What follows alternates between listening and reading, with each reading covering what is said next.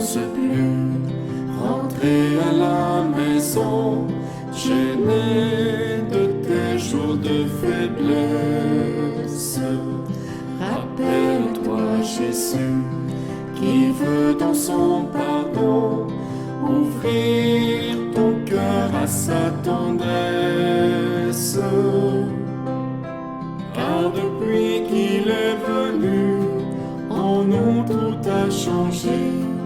Un monde est disparu, un autre monde est né depuis qu'il est venu. Au nom du Père et du Fils et du Saint-Esprit. Amen. Le Seigneur soit avec vous. Et avec votre esprit. Frères et sœurs, aujourd'hui nous sommes le 4e dimanche du temps de Carême. Cette semaine, nous avons célébré la belle solennité de l'Annonciation du Seigneur à la Vierge Marie, où le pape François nous a invités particulièrement à prier pour cette consécration de la Russie et de l'Ukraine dans le cœur bienveillant de notre Mère, la Vierge Marie. Aujourd'hui, dans l'Évangile, il est question de la joie du retour de la réconciliation. C'est un évangile qui nous apporte toujours une grande joie parce que nous nous reconnaissons. Aujourd'hui, en cette célébration, laissons-nous réconcilier à Dieu notre Père. Seigneur Jésus, toi qui pardonnes et penses les cœurs blessés, béni sois-tu et prends pitié de nous. Béni sois-tu et prends pitié de nous. Ô Christ, toi qui incarnes la tendresse du Père miséricordieux, béni sois-tu et prends pitié de nous. Béni sois-tu et prends pitié de nous. Seigneur, toi qui ramènes des personnes égarées dans la maison du Père, béni sois-tu et prends pitié de nous.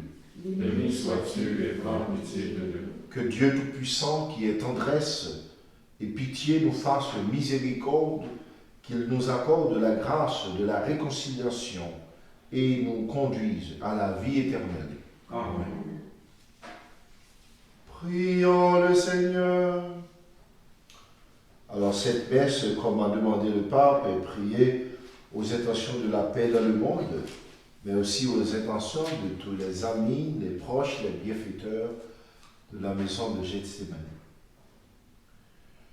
Seigneur Dieu, par ton Verbe incarné, tu as merveilleusement réconcilié avec toi le genre humain. Accorde au peuple chrétien de se hâter avec un amour généreux et avec une foi ardente au devant des fêtes pascales qui approchent, par Jésus-Christ ton Fils, notre Seigneur, qui vit et règne avec toi dans l'unité du Saint-Esprit, Dieu pour les siècles des siècles. Amen.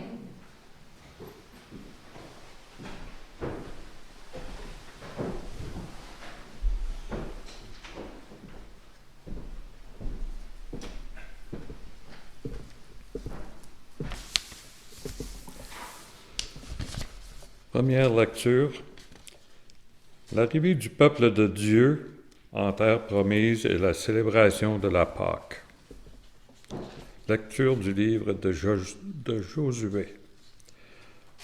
En ces jours-là, le Seigneur dit à José, « Aujourd'hui, j'ai enlevé de vous le déshonneur de l'Égypte. » Les fils d'Israël campèrent à Gilgal et célébrèrent la Pâque le 14e jour du mois, vers le soir, dans la plaine de Jéricho.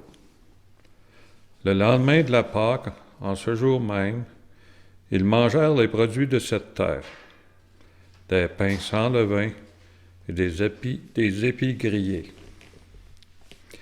À partir de ce jour, la manne cessa de tomber, puisqu'ils mangeaient des produits de la terre. Il n'y avait plus de manne pour les fils d'Israël qui mangèrent cette année-là.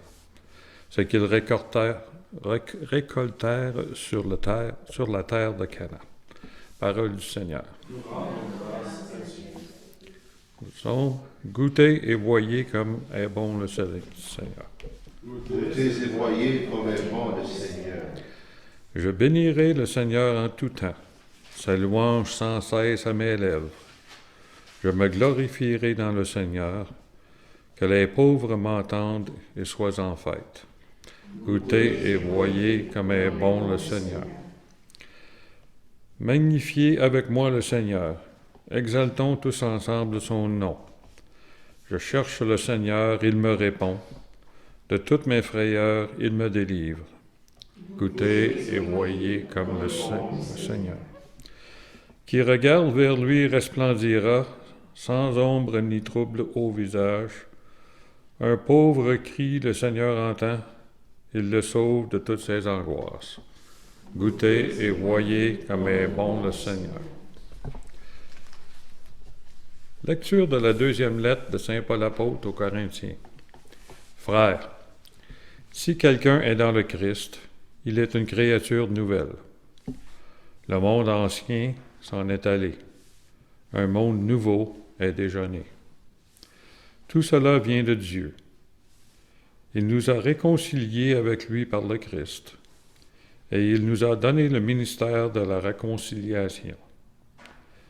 Car c'est bien Dieu qui, dans le Christ, réconciliait le monde avec lui. Il n'a pas tenu compte des fautes, et il a déposé en nous la parole de la réconciliation. Nous sommes donc les ambassadeurs du Christ. Et par nous, c'est Dieu lui-même qui lance un appel. Nous le demandons au nom du Christ. Laissez-vous réconcilier avec Dieu. Celui qui n'a pas connu le péché, Dieu l'a pour nous identifié au péché, afin qu'en lui, nous devenions justes de la justice même de Dieu. Parole du Seigneur.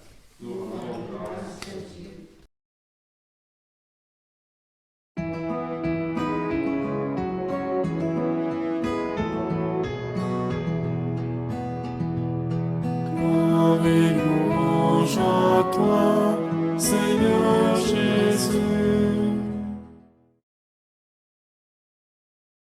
Je me lèverai, j'irai vers mon Père, et je lui dirai, Père, j'ai péché contre le ciel et contre toi.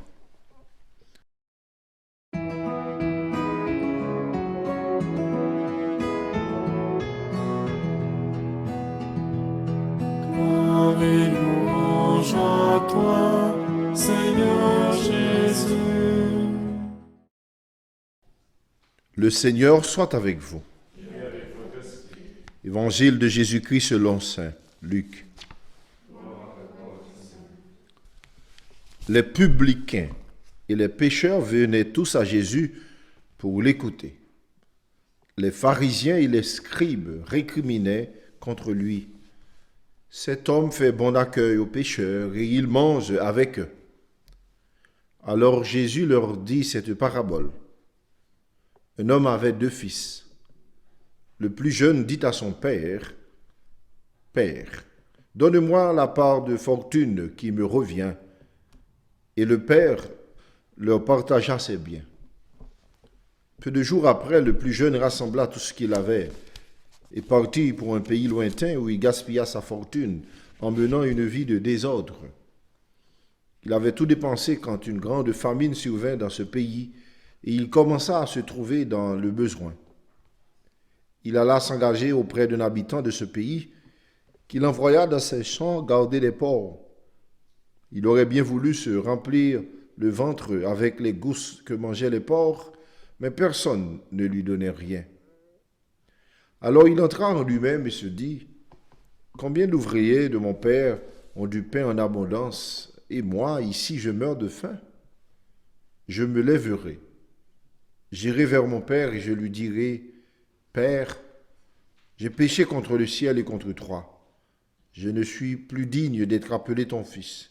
Traite-moi comme l'un de tes serviteurs. » Il se leva et il s'en alla vers son père. Comme il était encore loin, son père l'aperçut et fut saisi de compassion. Il courut se jeter à son cou et le couvrit de baisers. Le fils lui dit, « Père, j'ai péché contre le ciel et contre toi. Je ne suis plus digne d'être appelé ton fils. Mais le père dit à ses serviteurs, vite, apportez le plus beau vêtement pour l'habiller. Mettez-lui une bague au doigt et des sandales aux pieds. Allez chercher le veau gras, tuez-le. Mangeons et festoyons, car mon fils que voilà était mort et il est revenu à la vie. Il était perdu et il est retrouvé. Et ils commencèrent à festoyer. Or, le fils aîné était au champ quand il revint, et près de la maison, il entendit la musique et les danses. Appelant un des serviteurs, il s'informa de ce qui s'est passé. Celui-ci répondit, « Ton frère est arrivé et ton père a tué le veau gras, parce qu'il a retrouvé ton frère en bonne santé. » Son père... Alors le fils aîné se mit en colère, et il refusait d'entrer. Son père sortit le supplier. Mais il répliqua à son père, « Il y a tant d'années que je suis à ton service, sans avoir jamais transgressé tes ordres, et jamais tu ne m'as donné un chevreau pour festoyer avec mes amis. Mais quand ton fils, que voilà, est revenu, après avoir dévoré ton bien avec des prostituées, tu as fait tuer pour lui le veau gras. » Le père répondit, « Toi, mon enfant, tu es toujours avec moi, et tout ce qui est à moi est à toi. » Il fallait festoyer et se réjouir, car ton frère que voilà était mort, et il est revenu à la vie, il était perdu, et il est retrouvé. Acclamons la parole de Dieu.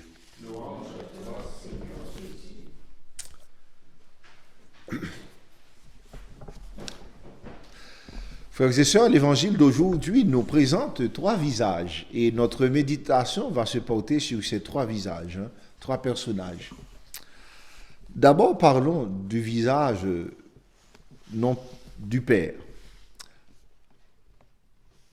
C'est bien intéressant. Moi, je ne trouve dans l'évangile personnellement aucune image qui reflète mieux ce que Dieu est en lui-même.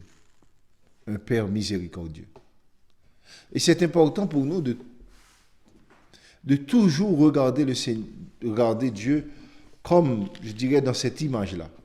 Pas comme un vieux papa, comme on le présente parfois avec des barbes blanches, mais de comprendre sa tendresse et sa compassion, sa bonté. Cette bonté, il exprime justement d'abord dans l'acceptation de donner et de partager sa fortune avec son fils le plus jeune, alors que normalement, pour partager sa fortune, il fallait mourir. Vous connaissez bien, on fait un testament et puis on partage. Si le fils vous demande la fortune avant même, c'est comme s'il veut même ta mort. Alors, mais le Père accepte cela. On voit aussi ce visage du Père qui a accepté, parfois avec tristesse, de voir son enfant aller peut-être dans des chemins qu'il ne voudrait pas, qu'il ne souhaiterait pas. Ce Père, par exemple, qui aussi, on a l'impression, n'a jamais laissé de vue le Fils, même s'il était dehors. Le texte nous dit, quand le Fils est revenu, alors qu'il était en route, le Père le voyait venir. C'est comme si le Père n'a jamais cessé d'attendre son Fils, de guetter son Fils. Ses bras étaient toujours tendus. Il cherchait, il veillait. Puis ça me rappelle souvent, autrefois je me rappelle, il y avait des parents chez moi et peut-être même ici, quand leurs enfants sont dehors, vous allez les voir rester tout près d'une fenêtre, à attendre quand est-ce que mon enfant va revenir. Et la personne guettait chaque voiture, chaque feuille qui tombe, chaque petite chose pour voir, parce qu'il y a comme une attente. Il y a une attente permanente. Et c'est ça le Père. Il n'a jamais cessé d'attendre. N'est-ce pas aussi ce que Dieu fait pour nous? Même si nous allons loin, mais il n'a jamais cessé de nous attendre et d'ouvrir son bras pour nous accueillir quand nous serons de retour. Mais c'est aussi ce Père qui est capable de sortir dehors pour aller supplier son fils aîné, qui justement s'est mis en colère. C'est ce père-là qui a accepté de festoyer, de se montrer encore généreux, plus généreux encore, même après que nous lui avons fait du tort. Parce que l'important pour lui, c'est que nous vivons dans la joie et dans la réconciliation. L'important pour le Père, c'est que nous ne soyons pas, restés embourbés dans les bas-fonds de la mort, mais que nous ayons la vie et la joie. Il n'y a pas de prix pour Dieu pour cela. Dieu est capable de tout payer, même le prix du sang de son Fils, pour que nous ayons la vie et la joie. Dieu est capable de nous donner le pardon en tout temps, à tout moment, après, quelles qu'en soient les circonstances, pourvu que c'est pour nous donner la vie et la joie. Voilà ce Père, voilà son visage, voilà ce visage qui nous est peint aujourd'hui dans cette page d'évangile de Luc. L'autre visage que j'aimerais regarder avec vous, parce que là on voit le visage du Père, c'est bien, mais regardons un peu le visage du Fils prodigue, du grand frère. Le grand frère, on pourrait dire que c'est un visage méconnaissable. Et pourtant, si on fait bien attention, parfois ça peut aussi bien nous ressembler. Ce grand frère, c'est peut-être le visage de celui qui est fidèle à la parole du Seigneur.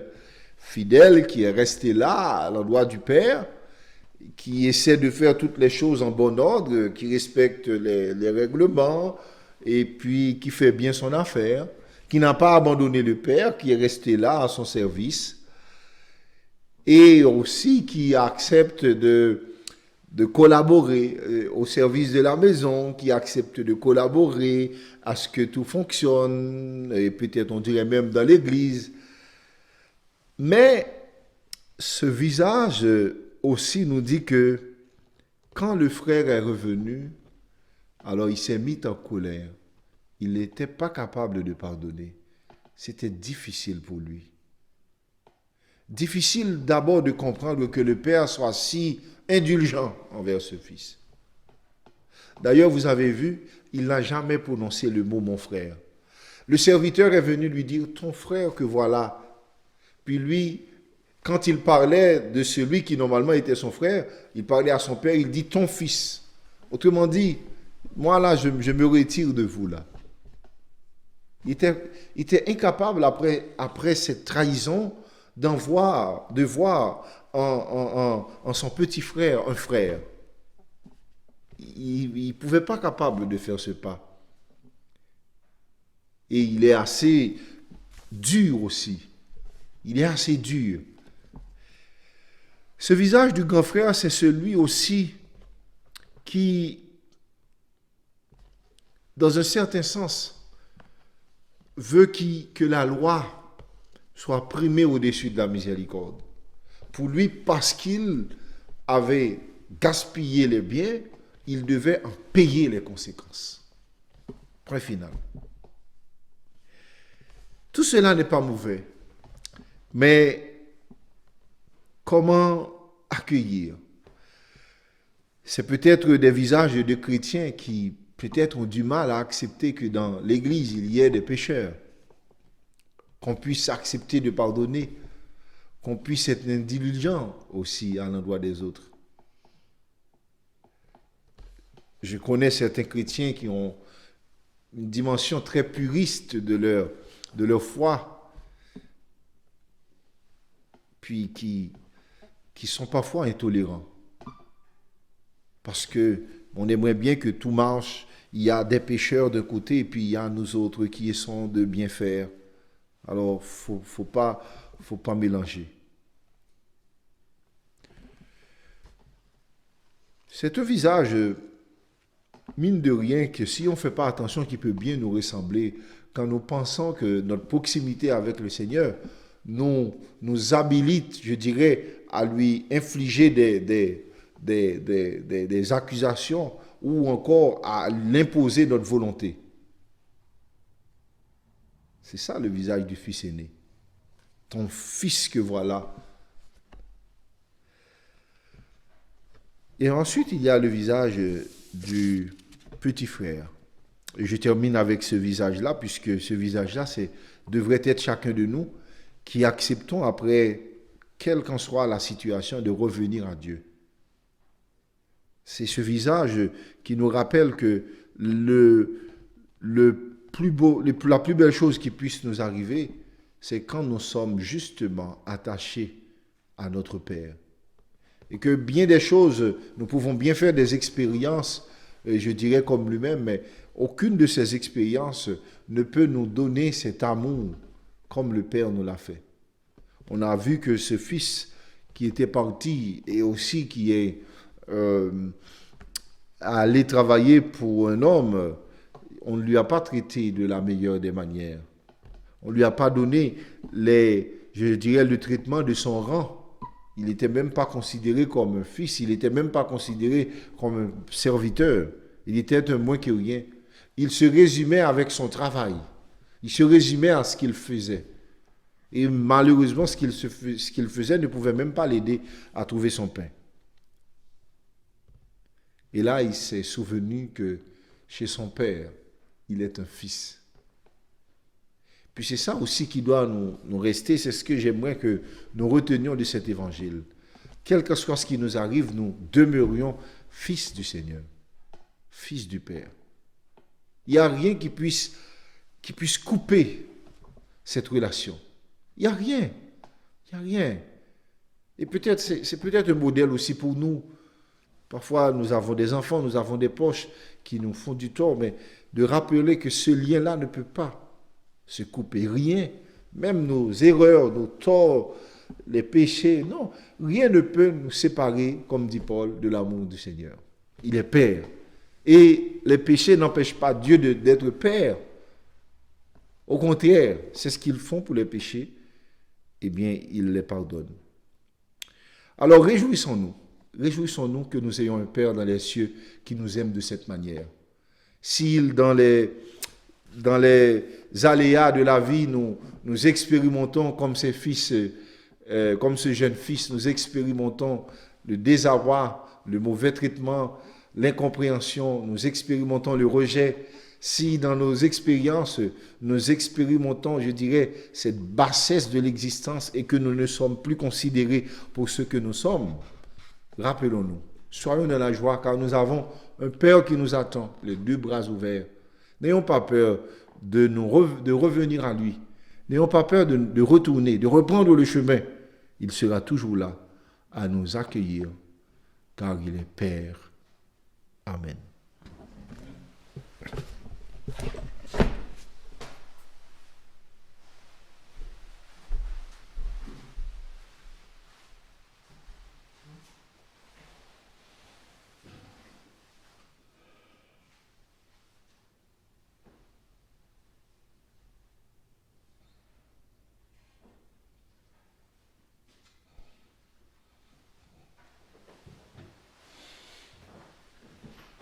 Frères et sœurs, nous pouvons maintenant professer notre foi.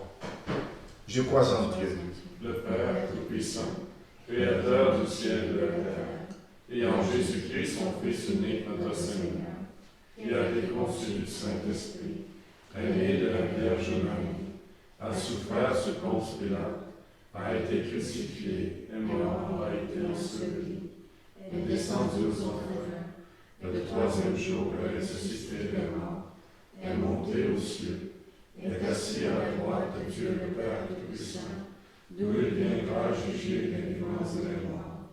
Je crois en l'Esprit Saint, à la Sainte Église catholique, à la communion des saints, à la rémission des péchés, à la résurrection de la chair, à la vie éternelle. Amen.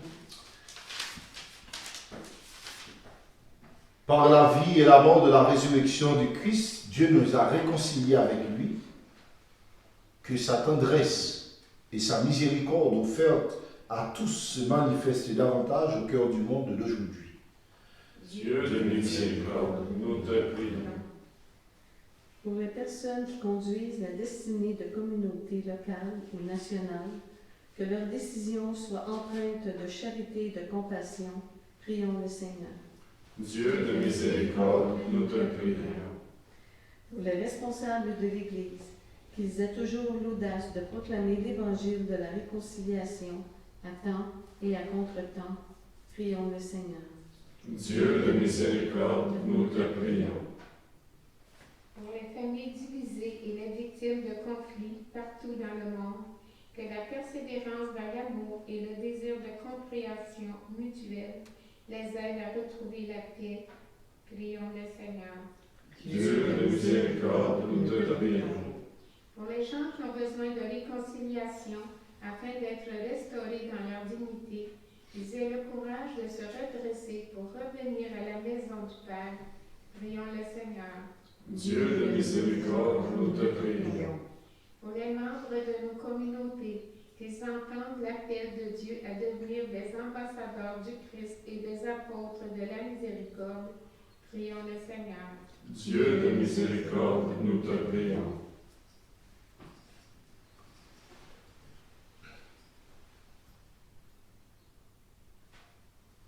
Dieu de miséricorde et source de toute réconciliation, écoute les prières de ton peuple et donne-lui la grâce du pardon. Résoudre notre communion avec toi et avec la création tout entière. Nous te le demandons par Jésus qui vit et règne avec toi dans l'unité du Saint-Esprit, maintenant et pour les siècles des siècles. Amen.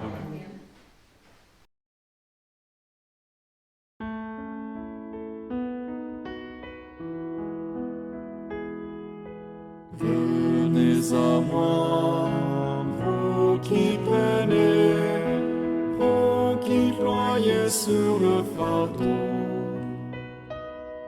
et moi je vous soulagerai. Pour qui portez tant de blessures au fond du cœur et dans vos corps, Vous que le passé défigure et qu'on accable de remords. Venez à moi, vous qui peinez, vous qui ployez sur le fardeau, et moi je vous soulagerai.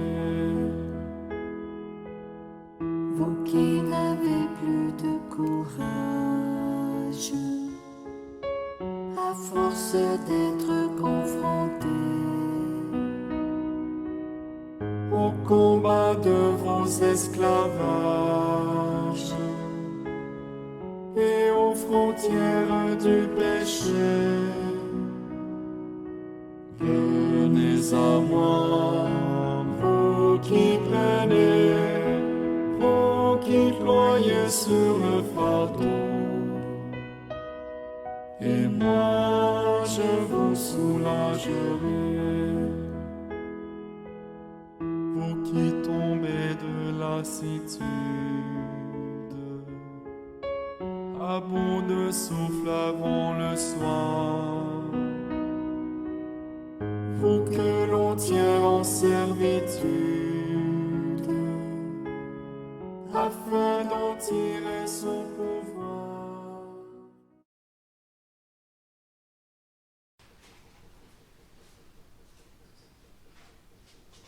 Prions ensemble, frères et sœurs, au moment d'offrir le sacrifice de toute l'Église. Pour la gloire de Dieu et le salut du monde. Seigneur, nous te présentons dans la joie l'Eucharistie qui assure la guérison éternelle. Et nous te prions humblement. Accorde-nous de la vénérer avec foi et de l'offrir avec respect pour le salut du monde par le Christ notre Seigneur. Amen.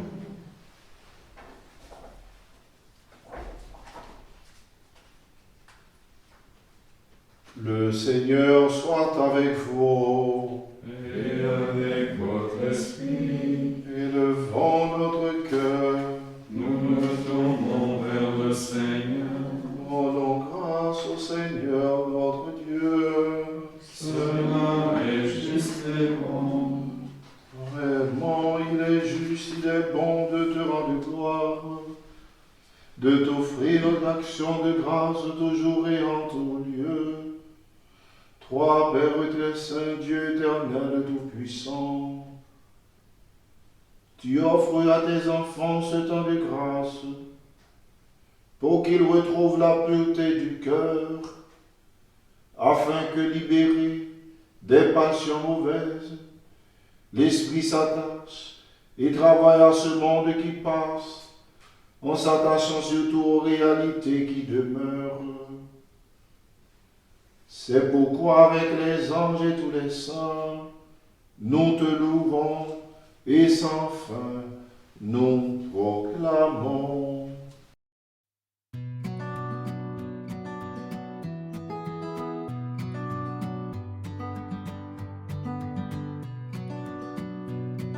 Saint, Saint, Saint le Seigneur, Dieu de l'univers.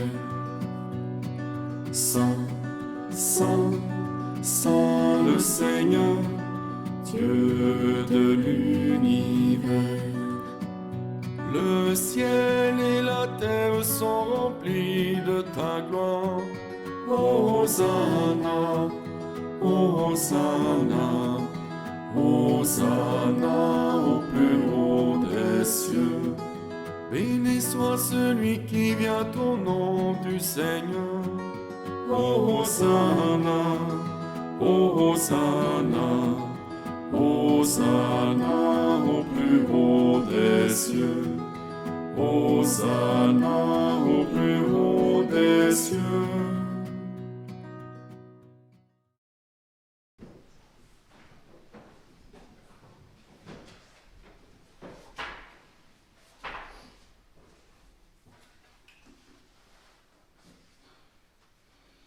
Toi qui es vraiment saint, toi qui es la source de toute sainteté, Seigneur, Dieu notre Père, nous voici rassemblés devant toi dans la communion de toute l'Église. Nous célébrons le jour où le Christ est ressuscité d'entre les morts, par lui que tu as élevé à ta droite, Dieu notre Père, nous te prions. Sanctifie ces offrandes, en répandant sur elles ton esprit, qu'elles deviennent pour nous le corps et le sang de Jésus le Christ, notre Seigneur. Au moment d'être livré, d'entrer librement dans sa passion, Jésus prit le pain. Il rendit grâce, il le bénit, le rompit. Il le donna à ses disciples en disant, « Prenez et mangez-en tous. Ceci est mon corps livré pour vous. »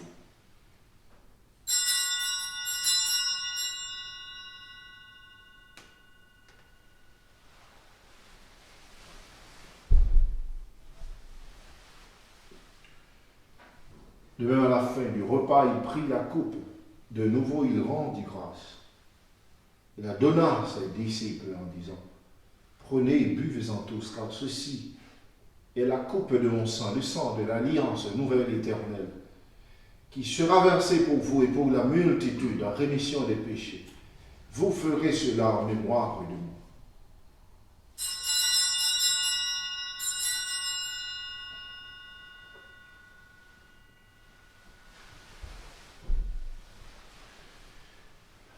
Il est grand le mystère de la foi.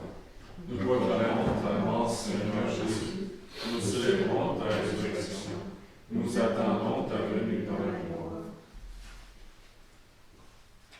En faisant ainsi mémoire de la mort et de la résurrection de ton Fils, nous t'offrons, Seigneur, le pain de la vie et la coupe du salut. Nous te rendons grâce, car tu nous as estimés dignes de nous tenir devant toi pour te servir.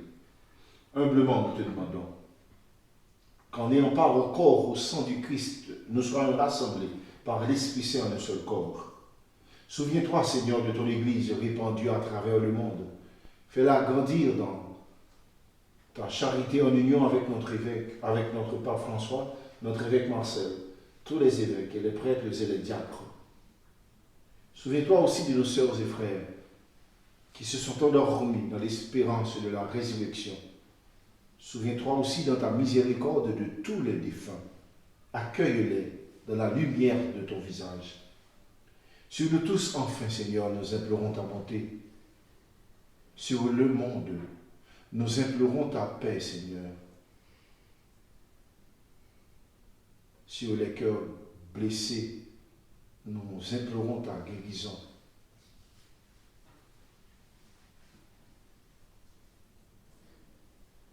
sur tous les amis de la maison de Gethsémani, les bienfaiteurs. Permets qu'avec la Vierge Marie, la bienheureuse Mère de Dieu, avec Saint Joseph son époux, les apôtres, les saints qui ont fait ta joie au long des âges, nous ayons part à la vie éternelle et que nous chantions ta louange et ta gloire par ton Fils Jésus-Christ. Par lui, avec lui et en lui, et à toi, Dieu le Père Tout-Puissant, dans l'unité du Saint-Esprit, tout honneur et toute gloire pour les siècles des siècles. Amen.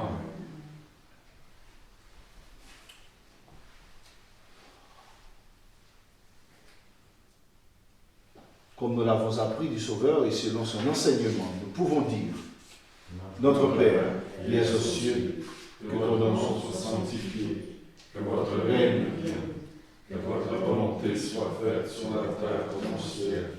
Donne-nous aujourd'hui notre pain de ce jour. Pardonnez-nous nos offenses comme nous pardonnons aussi à ceux qui nous ont offensés. Et ne nous laisse pas entrer en tentation, mais livre-nous du mal. Délivre-nous de tout mal, Seigneur, et donne la paix à notre temps par ta miséricorde. Libère-nous du péché, rassure-nous devant les épreuves.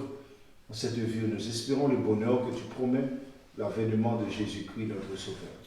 Car c'est à toi qu'appartient le règne, la puissance et la gloire, pour les siècles des siècles. Seigneur Jésus-Christ, à tes apôtres, tu as dit, je vous laisse la paix, je vous donne ma paix. Ne regarde pas le péché, regarde la foi de ton Église. Que ta volonté s'accomplisse, donne-lui cette paix, conduis-la vers l'unité parfaite, toi qui règnes pour les siècles des siècles. Amen. Que la paix du Seigneur soit toujours avec vous. Et avec votre esprit. Dans la charité du Christ, donnez-vous la paix.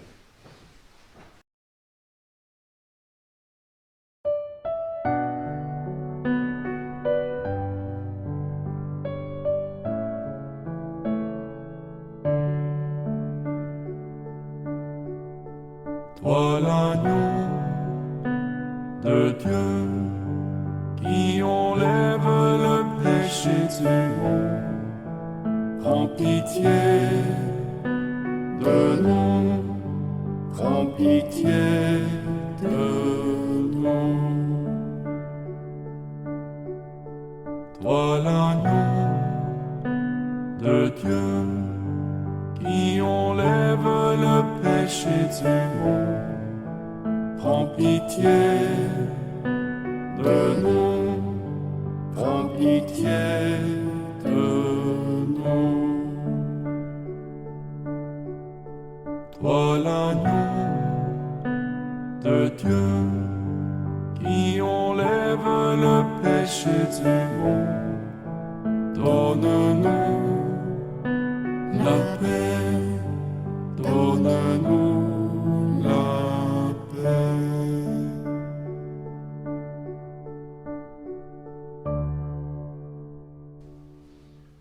Heureux sommes-nous invités au repas des noces de l'agneau. Voici l'agneau de Dieu qui enlève les péchés du monde. Seigneur, je ne suis pas digne de recevoir, mais dis seulement une parole et je serai guéri.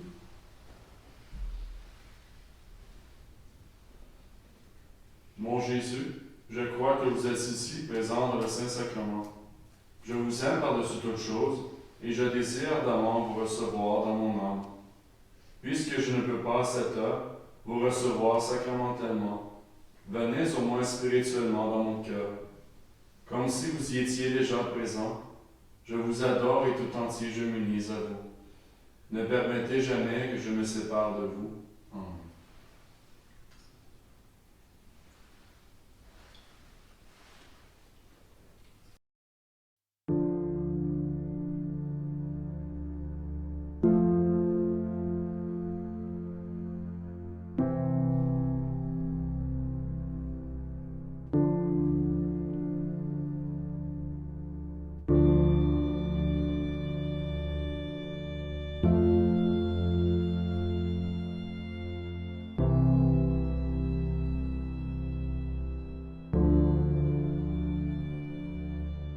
Shema Yisrael, Adonai Eloheinu, Adonai Echad.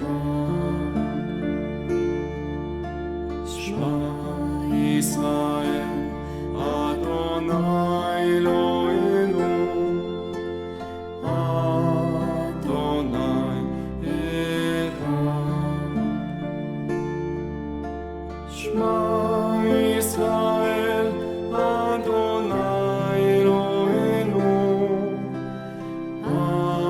Adonai Echad. Shema Israël, Adonai Eloheinu, Adonai Echad.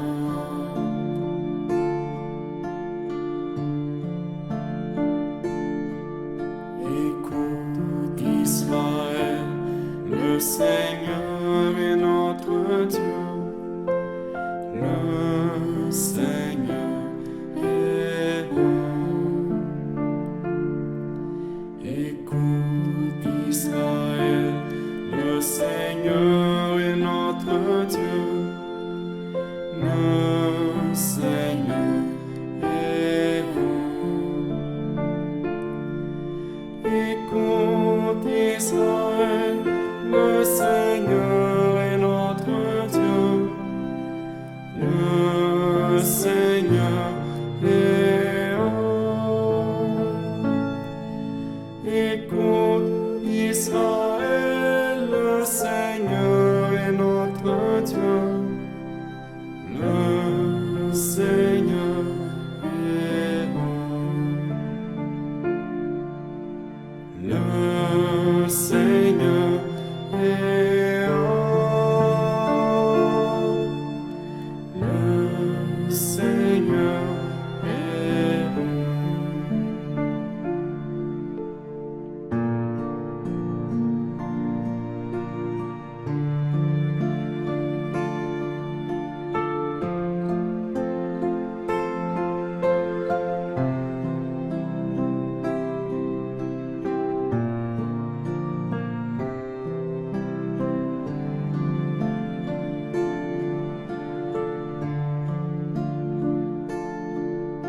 Shema Israël, Adonai Eloheinu, Adonai Echad. Shema Israël, Adonai Eloheinu, Adonai Echad.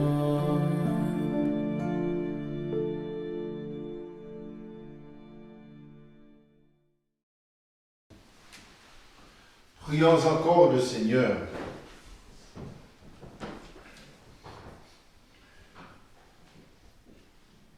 Dieu qui éclaire toute personne venant de ce monde, nous te prions, illumine nos cœurs par la splendeur de ta grâce, que nos pensées soient toujours dignes de toi et accordées à ta grandeur, ainsi que nous puissions t'aimer sincèrement par le Christ notre Seigneur. Alors je voudrais, à la fin de cette célébration, remercier tous ceux qui soutiennent l'œuvre de la maison de Gethsémani. Aujourd'hui, nous avons prié à leurs intentions. Comme vous le savez, la maison dans l'unité pastorale continue de faire le travail d'accompagnement, surtout des personnes blessées. Je crois que c'est une expression de cette bonté de Dieu qui accueille toujours les bras ouverts. Alors, comme vous le savez, ici, il y a toujours les battants de la maison, toujours ouverts. Alors, nous prions et rendons grâce au Seigneur pour tous ceux et celles qui s'engagent dans la maison et à faire de cette maison vraiment une expression du visage du Père miséricordieux. Le Seigneur soit avec vous. Et avec votre esprit.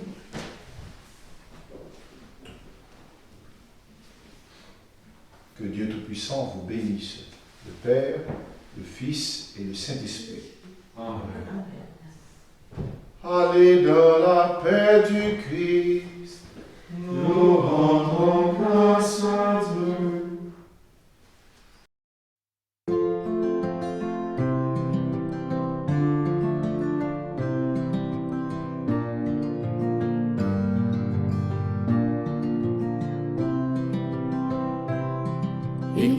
tu n'oses plus rentrer à la maison, gêné de tes jours de faiblesse.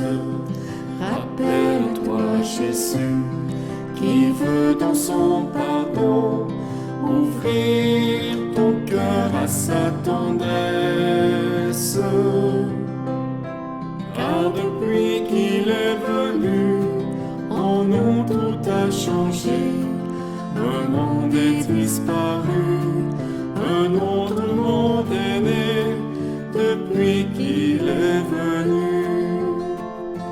Car depuis qu'il est venu, en nous tout a changé. Un monde est disparu, un autre monde est né depuis qu'il est venu.